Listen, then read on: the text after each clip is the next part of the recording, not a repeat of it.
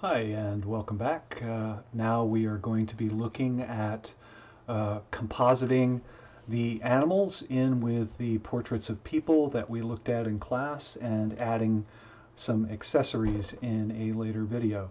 So I just want to walk you through the process of adding a composited layer to an image. So we're starting again with our background image, and we are going to add a figure to that. And in order to do that, we need to isolate the figure in its background. Photoshop gives you some new tools to be able to do that fairly easily. Under the Select menu, if you look at Select Subject, that's going to do a particularly good job in this case because the subject is clearly defined from its background. So here I have, just with the click of a button, selected this subject. Deselect that. I could just as easily do that with the magnetic lasso tool because that subject is so clearly defined. I would just follow the contours of this figure, and in so doing I could pretty quickly map out a selection around this figure. And I will just briefly show you that, and I'll cut this off here real quick just so we can speed things up a little bit. And there we have a selection that's pretty good around this person's head. So I'm just going to delete that really quick, fill that with black, and show you that I've made a selection that's a pretty good selection just using the magic wand tool. Undo that. And we'll go back to using the select subject. Now, using the select subject and the select sky command are terrific, but they don't really give you the sense of how to use the tools.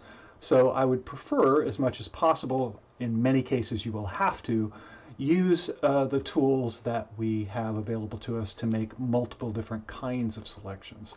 So for the sake of expediency, I will select our subject here. I'm going to copy that, Control-C from the keyboard, edit, copy from the menu, or Command copy if you run a Mac.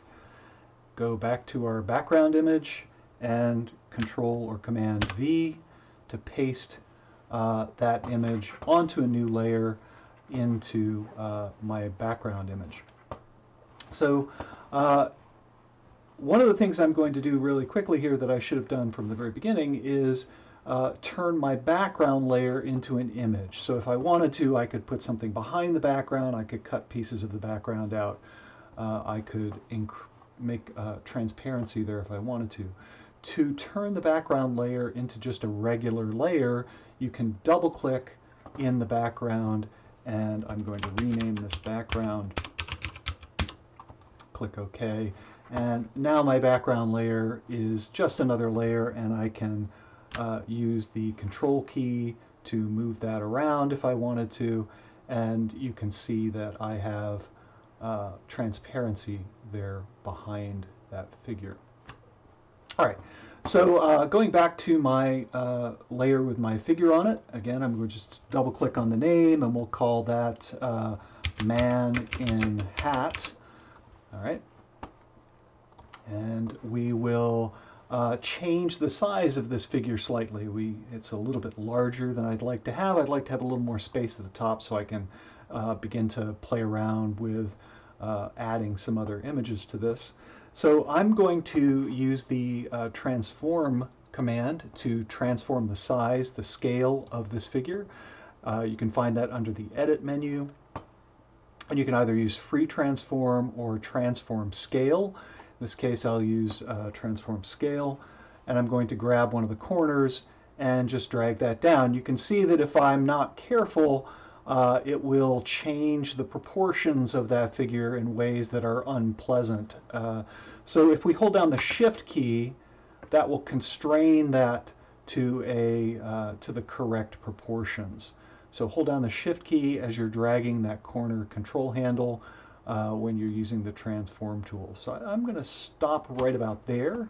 That looks pretty good to me. Move that up just a little bit so we can get his watch in there. And then when you've got it where you want it, you can just hit return, and that will accept your changes. Okay, so we've reduced that figure in size a bit. So in class I showed you how to create a layer mask to be able to do a non-destructive edit so that none of the pixels that you're working with are lost forever. And layer masks are a wonderful, powerful tool in Photoshop that you can invoke by using this button here, third button over from the left-hand side of your layers palette, the one that looks like a circle cut out of a square. I'm just going to click on that while I'm on the man and hat layer, and that will create a layer mask inside of my document and in that layer. You can see that it really has had no effect on the image because there isn't anything in this mask that's blocked out.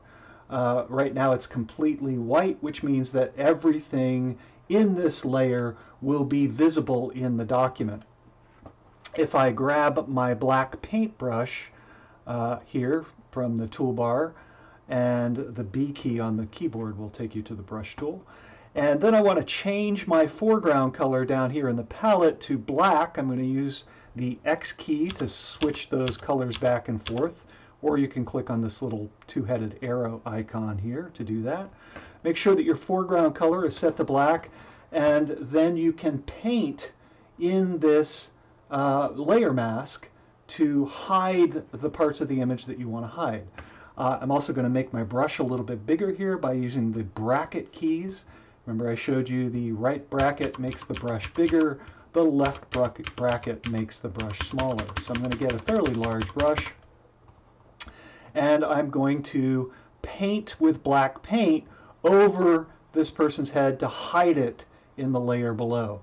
Right, so make sure you're on the layer mask section of the layer, and that will allow you to just paint out that part of the image. And you can see that I now have a black blob here, which means that something in this image is being masked out. And I'm going to just continue that a little bit, and maybe as I get closer to his turtleneck down here, I will reduce the size of my brush so that I have a little bit clearer and more precise ability to paint that out. And we won't go too far with this. I just want to try and get it as close as I can. That looks pretty good. Okay, so we've just created a headless person here by using that layer mask to hide that person's head.